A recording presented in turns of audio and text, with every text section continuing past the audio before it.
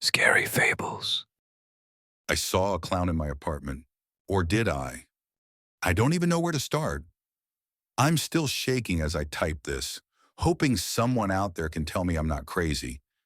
But the truth is, I don't know what's real anymore. It all began last Friday night.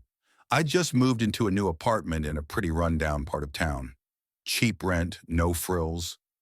I was excited, but also a little on edge.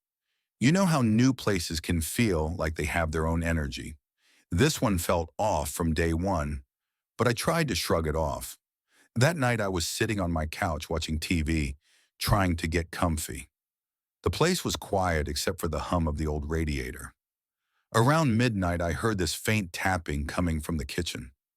At first I thought maybe it was just the building settling, or some loose pipe. But then the tapping got louder, like someone lightly banging on the window. I froze. My kitchen window faces a small alley, and it's on the third floor, so it's not like a neighbor could be casually tapping there. Still, I got up, half scared, and peered through the blinds. Nothing. Just the dark alley and the flickering street lamp. I shrugged, went back to the couch, and tried to ignore it. But then I saw it out of the corner of my eye, a flash of color by the window. I turned fast, heart pounding. Standing outside, right below the window, was a clown. I know how insane that sounds. A clown. In the middle of the night. But there it was, grinning at me with that painted-on smile, eyes too wide and too shiny. The clown wore the classic bright red wig, oversized yellow shoes, and a stained, baggy suit that looked like it hadn't been cleaned in decades. It wasn't waving or shouting, just standing there, motionless except for those eyes staring up at me. I blinked and suddenly it was gone. I told myself it was a hallucination or some prank. Maybe I was tired, but the uneasy feeling wouldn't leave me.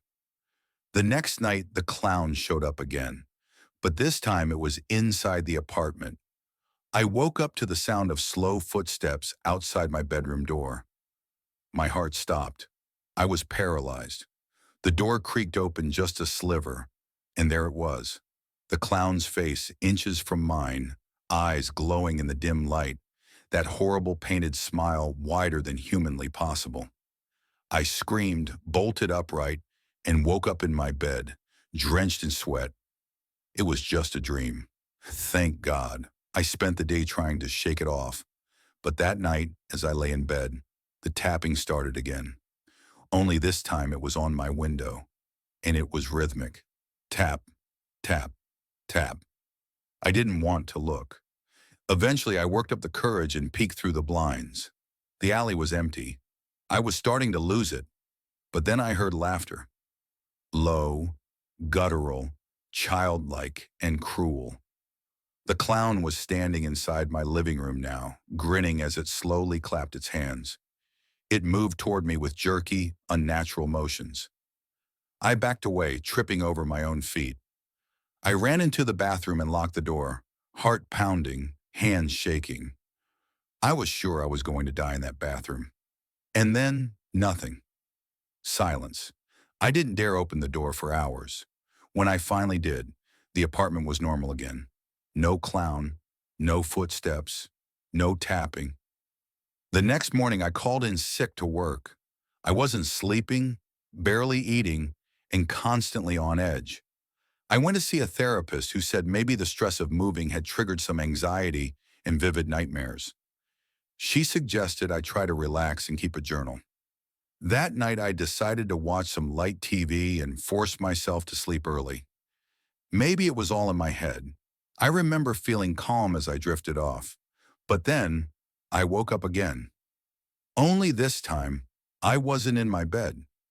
I was standing in the middle of my apartment. The lights were off and the air smelled like stale popcorn and sweat. The clown was sitting on my couch, legs crossed, staring right at me. It smiled, stood up slowly, and walked toward me. I wanted to scream but couldn't. Then it reached into its pocket and pulled out a small red balloon.